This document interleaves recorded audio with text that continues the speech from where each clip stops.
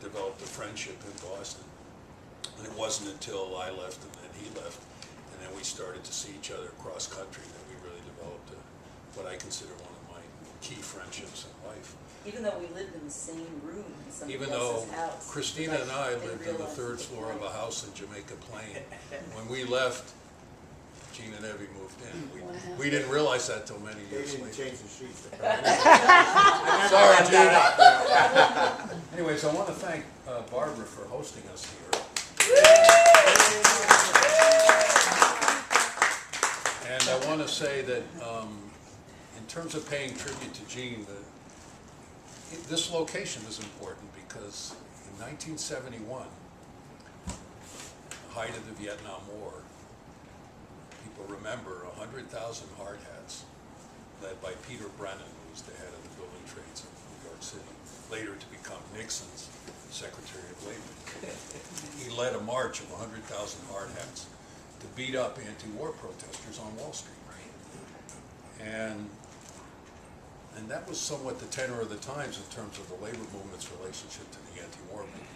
It wasn't a monolith. Unions like my own, the Longshoremen and the UAW, came out and opposed the war, but for the most part, George Meany marshaled the troops and supported the troops in Vietnam. So we fast forward then 31 years to 2002, and the drumbeats are developing for the invasion of Iraq. Bush is revving up for war. And in the midst of all of that, a letter from Gene Bruskin to John Sweeney gets written, saying the labor movement has to go a different direction in this war. And then in January, I believe, of 2003, the first meeting of U.S. labor against the war, which was people like Michael and myself and others who were in varying positions in the labor movement or around the labor movement, come together to form this organization that's going to take an open and bold political stance against the invasion of Iraq.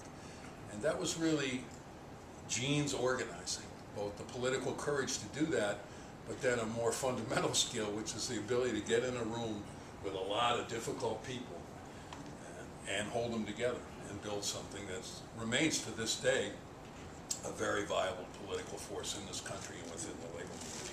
So I pay tribute to Gene on that accomplishment, and I have something for him that a mutual friend, who I will identify after you open it, brought back from his travels, and I thought you of all people would appreciate this, and for those who don't understand Arabic, I'll translate. Remember our martyrs, January 25th, freedom. Egypt, Cairo. Egypt, Cairo. Gene Bruskin, 65th. And this came back from Tahrir Square.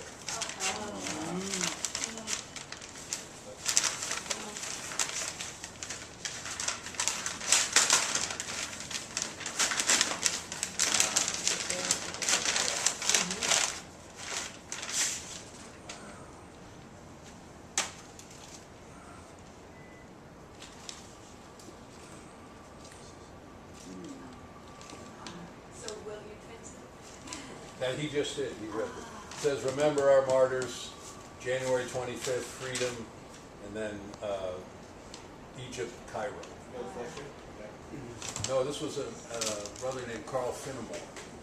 This was the machinist unit who brought that back from Tahrir Square, so I thought you would really appreciate it. Wow. Put it up in your office at the AFT. That's a good idea.